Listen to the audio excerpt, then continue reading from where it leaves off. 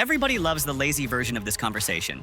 Young winger, big talent, couple goals, nice highlights. Europe soon. That's the surface level take. The real question is way more interesting. Is David Martinez just the next exciting LAFC attacker who burns hot for a stretch? Or is he becoming the kind of player who changes the entire shape of a contender? Because that's what's happening right now. LAFC already had the star power.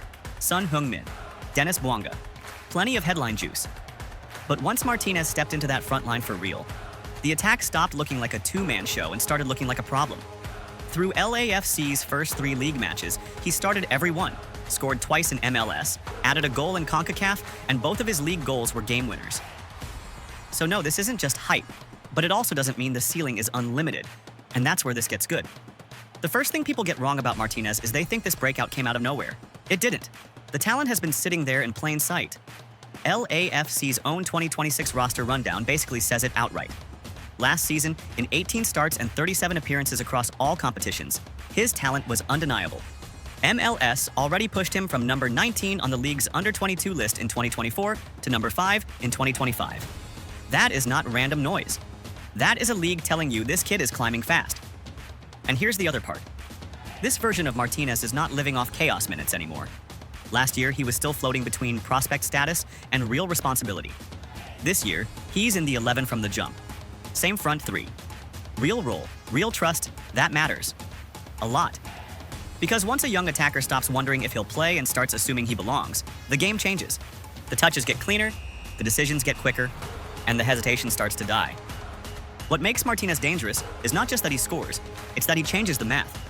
Most teams facing LAFC are naturally obsessed with Son and Bouanga. Why wouldn't they be? Those are the names that bend your defensive shape before kickoff. But now, there's a third attacker who can punish the extra second, the loose closeout, the overloaded side. That's how you go from good attack to pick your poison. And FC Dallas saw it the hard way. In a blocked-up, ugly game where LAFC weren't exactly slicing the opponent apart, Martinez still found the one moment that mattered. Left foot. Quick setup. Shot off before the defense could recover. Game over. Meanwhile, Hugo Lloris had to protect it late with 5 saves, which tells you this wasn't some easy cruise. Martinez unlocked a match LAFC hadn't solved collectively. That's a star trait. Not stat padding. Not feasting when everybody else already did the damage. And I'm talking about the ability to decide a stuck game by yourself. And in MLS, that skill travels. Now here's where the ceiling conversation gets real. Not fantasy. Real. The fantasy ceiling is easy. Future world star, huge transfer, next global winger out of MLS. Slow down. The real ceiling is still very high, but it's more specific. Martinez looks like he can become the best young attacking player in MLS, and the kind of winger who forces a serious European move, not because of marketing hype, but because defenses genuinely start game planning for him. MLS analysts already framed the contradiction perfectly last year. The production was there, nearly 2,500 minutes with 11 goals and 9 assists, but the decision-making and defensive awareness still kept him from truly owning the spot every week. Even so, that same analysis said it wouldn't be shocking if he topped the entire under-22 list in 2026. That's the line. His ceiling is not useful young winger. His ceiling is match winner, league tilter.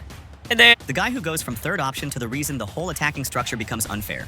And honestly, that version is starting to show up now. But there's still a gap between dangerous and complete. That gap is where careers get made or stalled.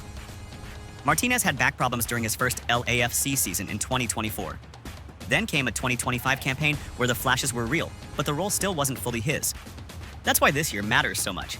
It's the first time the experience, the health, the trust, and the tactical role are all lining up together. And there are still things he has to clean up. Not the fun stuff, the boring stuff.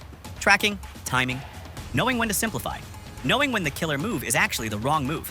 That's usually what separates a highlight winger from a coach-proof winger. Bouanga basically handed the blueprint to everybody when he called Martinez a diamond in the rough, and said last year he didn't get much of a chance, but this year could be the one. Add in Son, mentoring him, and Marc dos Santos giving him a clearer attacking platform, and the situation is almost ideal for elite. Almost. Because the raw tools were never the mystery. The consistency is. So what is the real ceiling for a player like David Martinez? Well, it's not small. It's also not automatic. His real ceiling is a true top-end MLS attacking star, the best young Venezuelan export in this lane, and the type of winger who turns an elite team into a nightmare because he punishes defenses that were built to stop somebody else. That's huge. And it's more believable than the cartoon version. Could he play in Europe? Absolutely. Could he reach a level where a strong top 5 league club or a serious Europa-caliber side sees him as a real weapon instead of a project? Yes, but that next jump will not be decided by the screamers. It'll be decided by whether he becomes reliable enough that coaches trust him every week, in every game state, against every kind of opponent. Right now, the signs are better than ever. He's 20, he's starting, he's producing, he's sharing the line with stars and still grabbing attention anyway. That part matters most, because very few young attackers stand next to names like Son and Bouanga and still make you look twice. David Martinez is starting to do exactly that. The scary part? This might still be the early version. And if that's true, LAFC don't just have a prospect. They have a problem the rest of MLS is about to feel.